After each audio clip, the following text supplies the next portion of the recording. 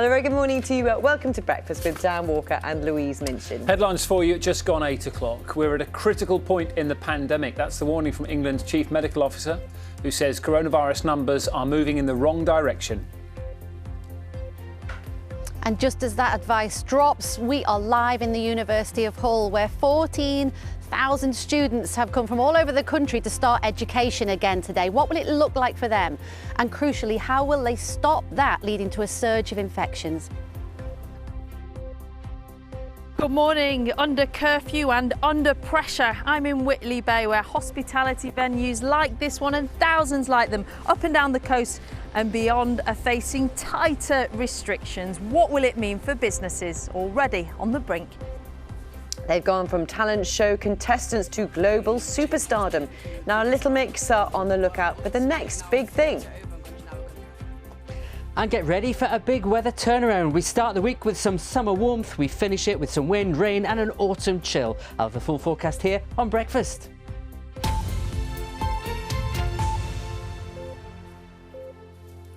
Good morning, it's Monday, the 21st of September. The spiralling numbers of coronavirus cases in the UK will be laid out in a live address to the nation later this morning. Professor Chris Whitty and Sir Patrick Vallance, the UK's chief health and science advisors, will warn that we are at a critical point in the pandemic and face a very challenging winter. Let's get more from our political correspondent Jessica Parker, who joins us from Westminster. This briefing takes place at 11 o'clock this morning. What are the government hoping to achieve?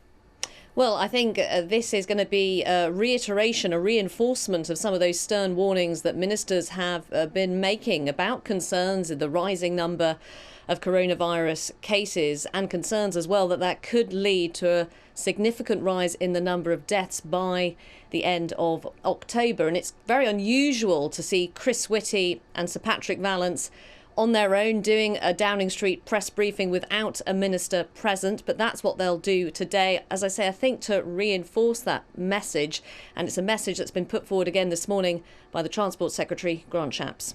We haven't yet seen mortalities and deaths following, but we do know that's exactly what's happened in countries like France and particularly in Spain, where they thought that perhaps initially this was only rising within young people, 17 to 24-year-olds. They then saw that has come through to the rest of the population. They've seen the deaths start to rise, and we want to do everything possible to prevent that from happening.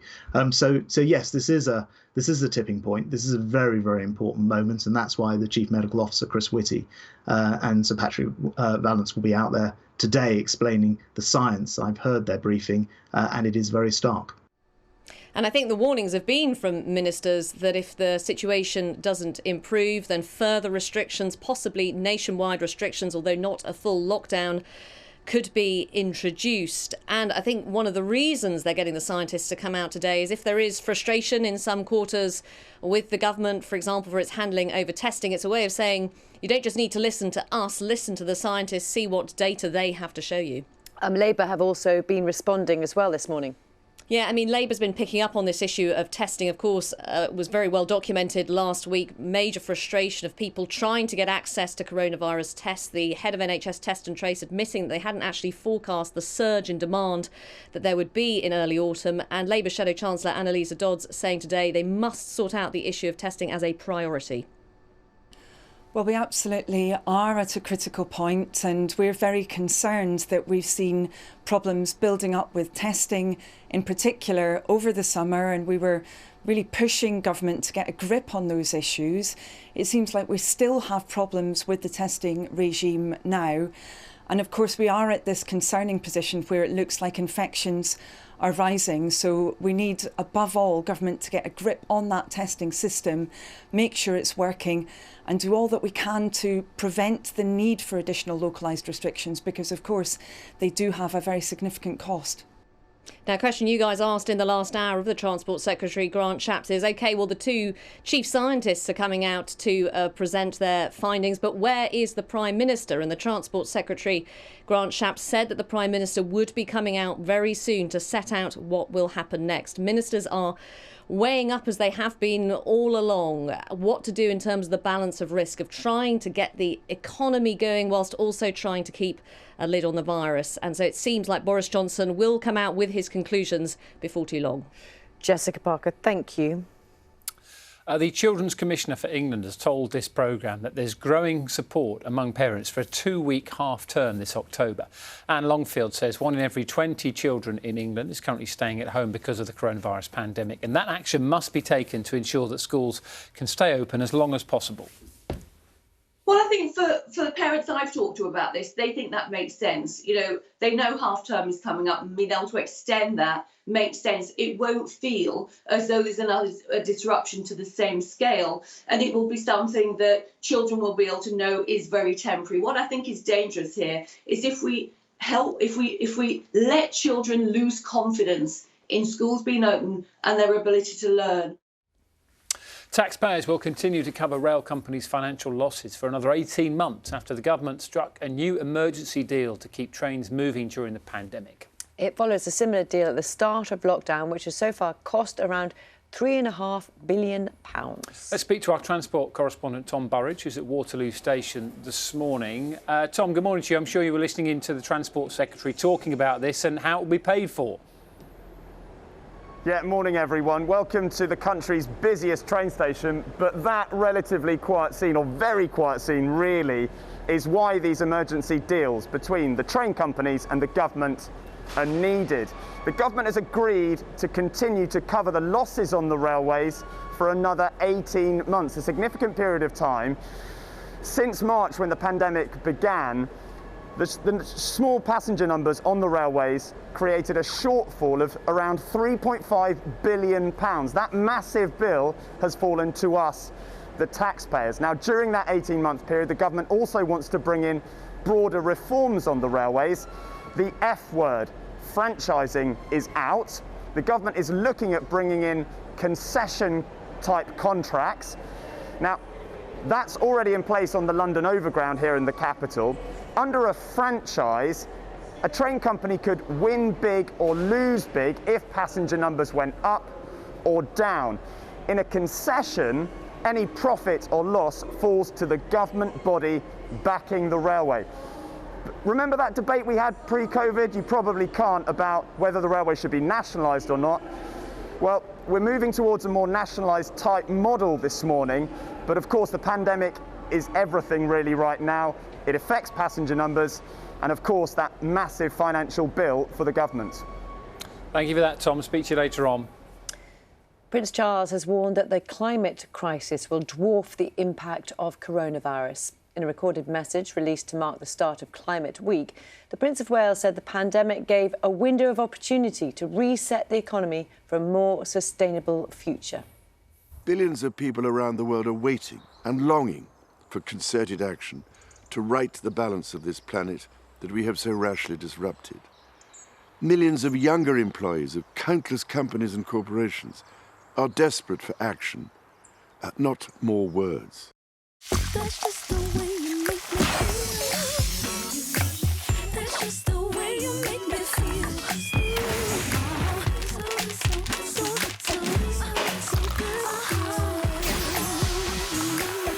The Best of Strictly, followed by the new series coming soon to BBC One and iPlayer. Little Mix got their big break on the X Factor 9 years ago. Now they've turned the tables and become the judges on a new TV show in which they get to discover fresh talent. It's called Little Mix The Search. It was supposed to be broadcast back in the spring, but like many things, was postponed. Well, back in the pre-social distancing era, I managed to sit down with Jade, Leanne, Perry and Jessie to talk about the show and much more as well. Take a look. We need an incredible band to support us on our next tour. Little Mix are game changers. They became the biggest girl group in the world, and they've now flipped it over and gone, now we're going to go find another group. So The Search, Little Mix The Search, what are you searching for, Jade? We are searching for the next big group. It can be a boy band, girl band, mixed group. Yeah, we're looking for all different types of groups, and obviously there'll be one winner who will support us. Who makes up the final decision about who gets in? We actually take it in turns of like who makes the final decision. Well, so it's basically 3-tick rule. Yeah. So when it's landing on that last, the second person, isn't it, who makes that? Yeah. So basically, they have to get 3 yeses. Yeah, they have to get 3 yeses, but if you're the one that kind of has to make the deciding one, it's like, the pressure. And does that pressure take you back to sort of the pressure that your faces when you think about going into that? So it's you know what, it's been really difficult. Yeah, it's been hard saying no to people because we know how that feels. Yeah. You know, we got turned away quite a few times. I think we're a lot nicer though. We are a lot nicer. Yeah. We do genuinely care for them. Like we want to make sure that they're looked after properly and support them. Yeah, and let them know what they're getting themselves into. Yeah. Like obviously you're now going to be on a pedestal for people to be able to have an opinion about you. So I think it's important for us to kind of warn them and sort of prepare them for that. Yeah. We weren't even aware of what even Twitter was. Like, do you know what I mean? Like it was just kind of coming in. It was getting popular at that time, and we didn't have a clue. So. And now life is very different because you've sort of matured in this age where social media is so dominant. Yeah. How do you cope with it all now? Because I mean, there's so much we could talk about on this issue because all 4 of you live your lives fully in the glare of social media. Have any of you actually thought, I just don't want to be part of this anymore, I just want out? Yeah, we talk about it all the time. I think we're a lot better with social media than what we used to be. I think we're not on it as much as we used to be. We're not as obsessed with it. Do you have to be strict about that, Jessie? For me, I do. I can't be on it all the time because I know for me mentally it's not good. But it is scary. I just think it's scary for the younger generation growing up because they never grew up how we did. I know. So there's a lot more like things for them to get more insecure about now.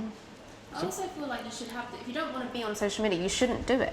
Like you don't have to have it. No, of course not. Like, and everyone should you have a choice. Guilty in a way when I don't post enough. Yeah. Because I don't post an awful lot on Instagram, and I feel bad for like our fans that do want to see us post. It's like trying to find a balance because it's just then you weird. don't feel like you're neglecting your fans. That's what I mean. So then you feel a bit You guilty. have to find the right balance. You do, but what I will say is your own mental health is the most important Yeah, thing. of course. So You've got to do it for you, haven't you? you have to. Because I remember you, Jade, you said in the past that you don't go on first thing in the morning. Have you managed to keep that as a rule then? Yeah, I mean, I have fell off it a couple of times. I'm not going to lie. But yeah, I do put restrictions on. So like, if I go to bed, I don't have my phone near us. So I'm not sitting scrolling in bed. Or when I wake up, I've got like a little ban on my phone so I can't get on it like past 10 a.m. So, yeah, and do you know what? It's actually really good for you, I think. Because then you're not obsessed over it. And I restrict my hours on it. So like, I don't go overkill, like Insta stalking people and all that stuff.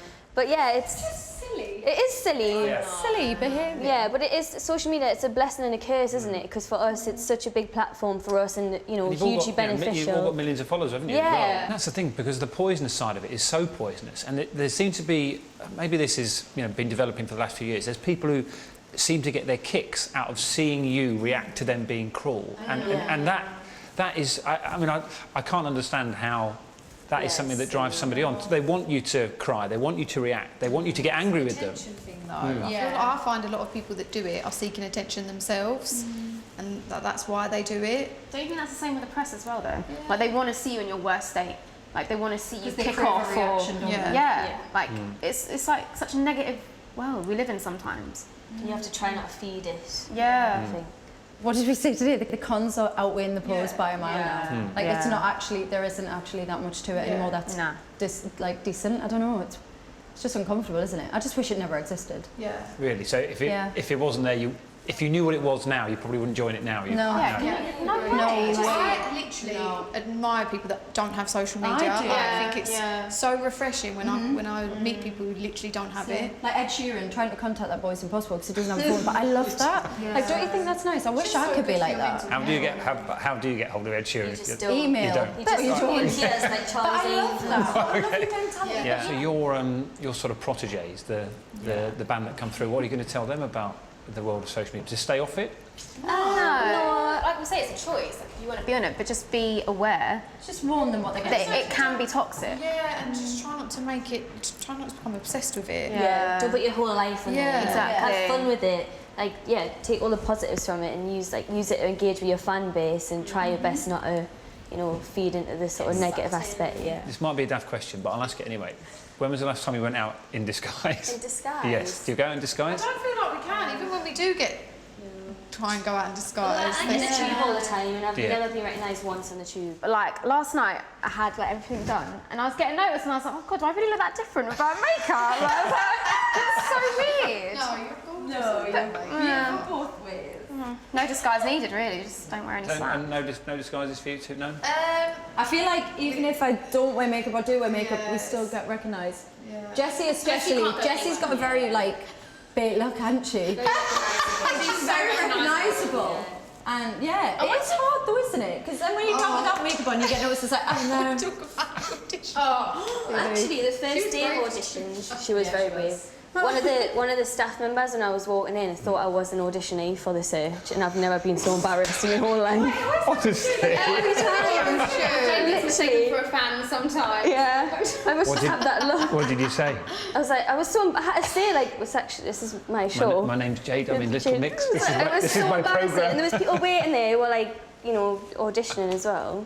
I think one of the funniest It's really embarrassing. in was it Italy or France or somewhere, and Jade had like our merch on head to toe, and there was paps outside, and she was like, do you know what, if I step out with you three, we're gonna get pap, but if I go out with my hood up, with my Little Mix hoodie on, I think I'll be alright. And we were like, babe, you're never getting away from the paps when you're Jade and you're walking out. And she was like, you watch. So she went out with her head up and everything, literally just walked straight out. I was a fan. Blended in with the fan. A ghost. Just had a very fan look, Dan. Yes. Thank you, that's been great. Thank you. All the best with it, and hopefully see you again soon. That really cheered me up. Yeah, it's good. They're great laugh, aren't they? Little Mix The Search begins this Saturday, BBC One, and you can see it at 7 o'clock.